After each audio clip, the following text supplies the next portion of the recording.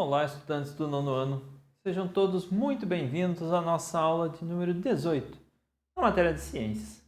Sou o professor Celso e hoje nós iremos falar sobre o laser. Não é lazer, é laser. As suas aplicações e vamos falar sobre o seu funcionamento. Como que funciona, como que eu produzo um laser e como que eu posso aplicar o laser no nosso dia a dia. Os objetivos específicos: identificar o funcionamento dos lasers e conhecer as atuais e futuras aplicações do laser. Antes da gente começar, eu quero que vocês tenham em mãos o caderno de vocês e o penal. Façam anotações e curiosidades, coisas novas que vocês não conheciam, que estão descobrindo agora, e depois fica mais fácil de realizar uma revisão. Você já tem tudo anotado, já tem tudo resumido da forma que vocês entendem. Para as atividades do exercício, depois dessa aula, vocês também podem utilizar essas anotações. Eu tenho certeza que elas vão ser muito mais fáceis de serem realizadas. Vamos começar? Laser. A palavra laser tem origem no inglês e é a abreviação para... Agora vocês que já estão aí há vários anos em inglês, pelo menos uns 7 anos de inglês aí, já podem pronunciar o significado da palavra laser em inglês. Eu fico com o português. Então, significa ampliação da luz por emissão estimulada de radiação. Lembra que radiação está relacionada com ondas eletromagnéticas. Então, vai ser a ampliação da luz por emissão estimulada de ondas eletromagnéticas. Vamos explicar bem certinho como é que isso funciona.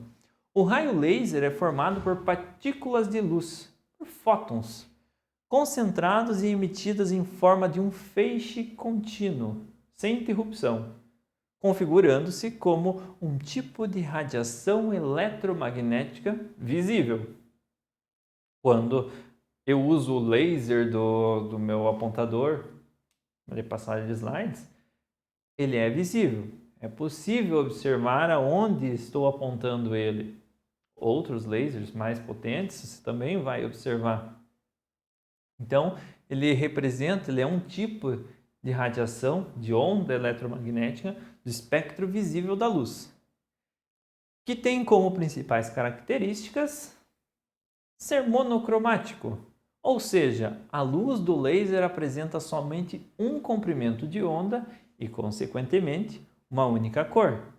Ele não vai apresentar mistura das cores, como a luz branca, que a gente comentou já várias e várias vezes. Luz branca, mistura de todas as ondas eletromagnéticas visíveis. Então, mistura de todas as cores resulta no branco. Um laser ele vai ser monocromático, ou ele vai emitir apenas ondas eletromagnéticas vermelhas, ou verdes, ou azuis, enfim, um único comprimento de onda. Vai ser coerente. Se dois feixes produzidos por um mesmo laser forem separados e em seguida recombinados, mesmo após percorrerem longas distâncias, ainda haverá uma relação constante entre as fases dos dois feixes. Vou tentar explicar isso daqui. Imaginem que você tem um laser grande. Esse laser está emitindo um facho de ondas eletromagnéticas. No meio de uma bifurcação, você vai ter dois espelhos que vão dividir esse feixe de ondas eletromagnéticas. Parte do feixe vai para o lado direito e outra parte vai ser refletida para o lado esquerdo. Eles vão bater em vários espelhos, vão ser refletidos em um corredor de espelhos e lá no final eles vão ser unidos num único feixe novamente. Quando eles forem unidos no único feixe, tanto as cristas das ondas dos dois feixes vão estar em uma mesma sequência, eles vão estar coerentes.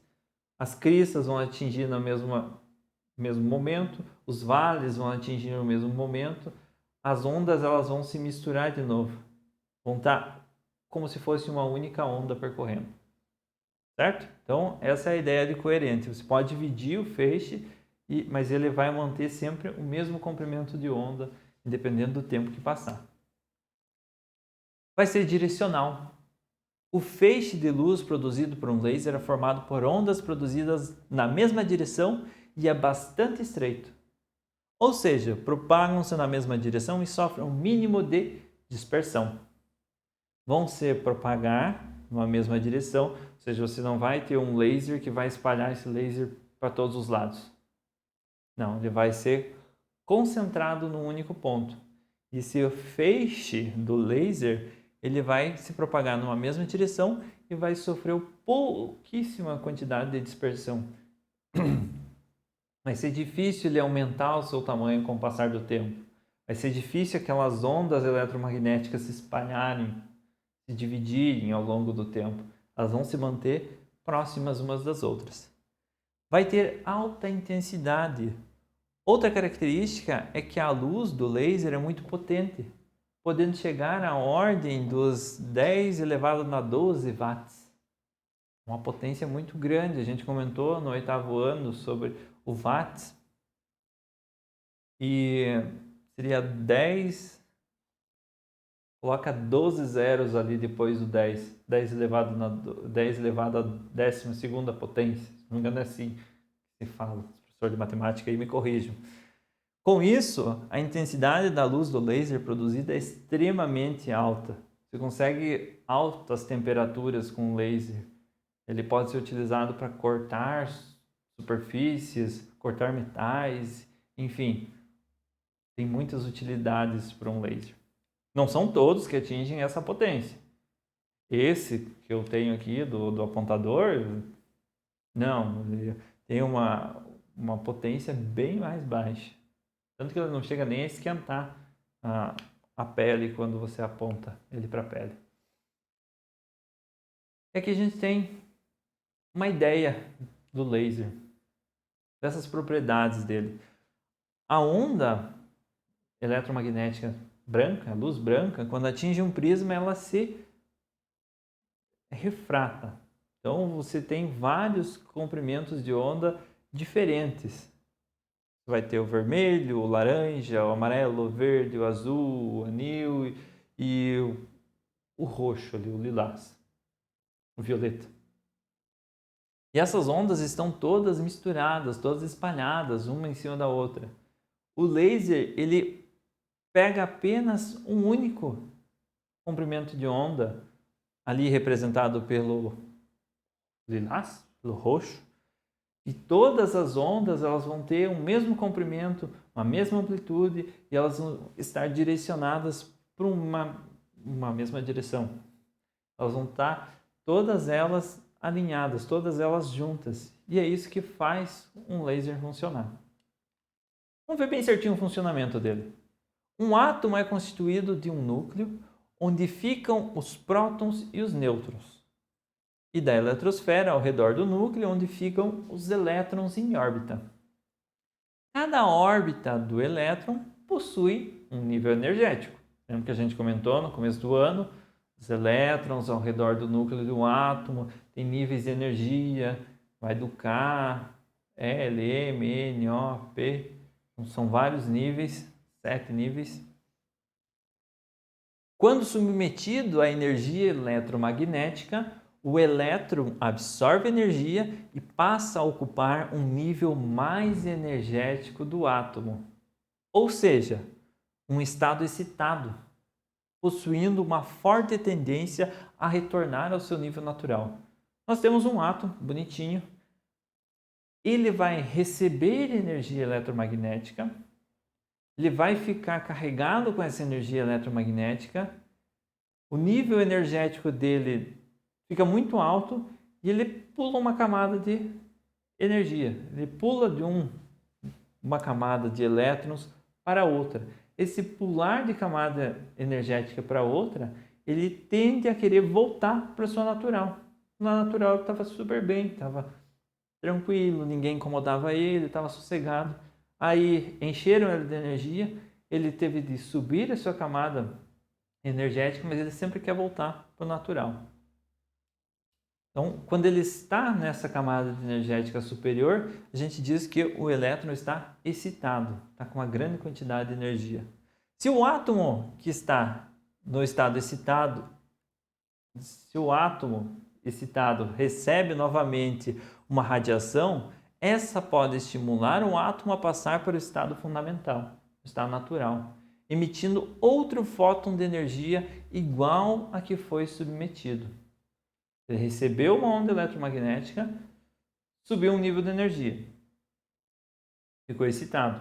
Se ele receber novamente um estímulo eletromagnético, ele vai tender a voltar ao seu nível natural. E nesse voltar ao seu nível natural, ele vai liberar um fóton. Fóton é uma onda eletromagnética, uma partícula de luz. O fóton emitido possui a mesma energia da radiação que estimulou a emissão. E ao atingir outro átomo, em mesmo estado, também estimula a emissão de outros fótons em características iguais, produzindo um efeito em cascata. Quando o número de fótons emitido for maior do que os absorvidos, o laser produz luz. Nós temos vários átomos, um do lado do outro. Nós temos uma imagem. Temos muitos átomos, um do lado do outro. Todos eles têm a eletrosfera ao redor do seu núcleo. Eles recebem energia eletromagnética, os elétrons ficam excitados, sobem um nível energético. Aí eles recebem uma onda eletromagnética de novo, voltam no nível energético e liberam um fóton, liberam energia. Essa energia atinge o átomo do lado, que fica com o elétron excitado, recebe novamente um outro fóton, um outro estímulo energético, volta ao seu estado natural, libera fóton. Isso vai aumentando, vai carregando os átomos. Quando a liberação, a emissão de fótons, de energia dos átomos, for maior do que o que ele está recebendo de energia, vai ser produzido um laser. O feixe de luz vai ser emitido, o feixe de ondas eletromagnéticas vai ser emitido. O laser pode ser produzido a partir de diversas substâncias, metais, gases, pedras preciosas, que emitem luz quando recebem uma fonte de energia. Vamos pegar, por exemplo, um rubi. O rubi ele tem a propriedade de emitir luz quando recebe uma fonte de energia. Então, você coloca uma fonte de luz, uma fonte de ondas eletromagnéticas em cima desse rubi, os átomos dele vão ficar com elétrons excitados, vão ficar carregados, e quando eles voltam à sua posição original, sua posição natural, eles liberam um feixe de fótons, um feixe de ondas eletromagnéticas. E essas ondas eletromagnéticas são os lasers. E daí você consegue direcionar essas ondas eletromagnéticas, elas vão ter um único comprimento de onda. O rubi ele é formado basicamente por um único tipo de átomos. Então você não vai ter outros comprimentos de onda interferindo naquele laser. Você vai ter um único comprimento de onda. Aí o laser vai se formar. A quantidade de aplicações do laser é imensa. Entre elas está a leitura do código de barra. Usado na indústria, no comércio, em bancos, bibliotecas e hospitais, correios, transportes e em muitas outras áreas. O laser incide nas regiões claras e escuras e retorna a informação para um sensor. Os dados viram sinais elétricos e são processados por um computador. Um código de barra, se está no mercado lá, o pessoal do caixa, ele passa um laser. Esse laser vai bater no código de barra e vai ser refletido. Parte do laser vai ser absorvido pelo código de barra, parte vai ser refletido de volta. Essa reflexão vai ser observada por um sensor que vai transformar esse impulso visual das ondas eletromagnéticas ali em um impulso elétrico e vai processar no computador como a leitura do código de barra. É assim que funciona a aplicação do laser para a leitura do código de barra. A impressão. O laser marca o conteúdo a ser impresso em um tambor sensível à luz. As áreas marcadas atraem o pó colorido do toner, absorvido pelo papel ao passar pelo tambor. Na impressão, um laser vai marcar no papel as regiões onde deveriam acontecer a impressão. E quando passar o toner, nessa região que estiver mais aquecida, com ondas eletromagnéticas, a tinta vai se prender, vai ser absorvida pelo papel. No restante, não vai ser absorvido, porque não estava aquecido. O corte e a solda de metais, o laser com altíssima temperatura, são usados nas indústrias metalúrgicas. O feixe de luz é compactado acompanhado por um ar comprimido para completar o corte. O ar comprimido ajuda na realização do corte, mas a grande temperatura vem do laser. Então a elevação da temperatura faz com que o metal fique mais frágil, o ar comprimido realiza a finalização do corte. Aqui a gente tem uma imagem. Lá na direita nós temos o toner da impressão e na esquerda nós temos o laser utilizado na metalurgia. Remoção de tatuagem. Feixe de luz específico para cada cor de pigmento. Penetram na pele e só atuam onde está pintado. A pele sem tinta fica sem dano. E o procedimento dura várias sessões. Agora está usando essa ideia do laser. Antes era o único laser que queimava a pele através de quase uma cicatrização da tatuagem, uma pele nova por cima da tatuagem era feita. Agora você utiliza lasers específicos com colorações específicas que vão atuar sobre o pigmento, sobre a tinta que foi colocada na tatuagem. E cirurgia ocular, corta a retina com luz em vez de um bisturi. Diminui os riscos de infecção e o calor também evita hemorragia, pois cauteriza os vasos seccionados. Não sei se vocês já viram algum filme de guerra ou algum filme... Enfim, o pessoal se cortou, pega uma ferramenta quente, uma colher quente ou um facão, enfim, e ele quente você coloca sobre o ferimento, ele vai queimar, sim, vai doer muito, mas ele vai estancar a hemorragia, vai cauterizar a hemorragia. Derrete, entre aspas, os vasos sanguíneos e impede que o sangue extravase para fora. Na cirurgia ocular, o laser funciona dessa maneira. Como ele é super quente, concentrado ali, quente, ele vai fazer com que os vasos sanguíneos, se acontecer o corte de um vaso sanguíneo, já ocorre a sua cauterização. Ele é queimado e não passa mais sangue por ali. Um exemplo sobre a cirurgia laser, um corte da córnea, e o laser usado para retirar uma tatuagem. Sistema antimísseis, esses são protótipos dos Estados Unidos que estão testando um avião que abate foguetes. Antes de chegar ao alvo, o míssil é superaquecido e detonado por um laser que o segue durante alguns segundos. Então, o laser, graças à temperatura dele, tem que ser muito grande, para ter uma grande temperatura, é capaz de aquecer o míssil e fazer com que ele detone sem que atinja o alvo. E o nosso laser point, que é esse passador de slide, sinalizadores usados por palestrantes. A imagem dos dois aí. Leitores de CD e DVD funcionam graças aos lasers. Essas mídias em forma de disco têm uma textura formada por elevações e sulcos microscópicos que armazenam informações enquanto o laser é emitido. Um detector de luz capta as diferentes reflexões que as ondas eletromagnéticas sofrem ao atingir as elevações e os sulcos do disco, transformando-as em sinais elétricos que são convertidos em diversos formatos, como som, imagem e dados.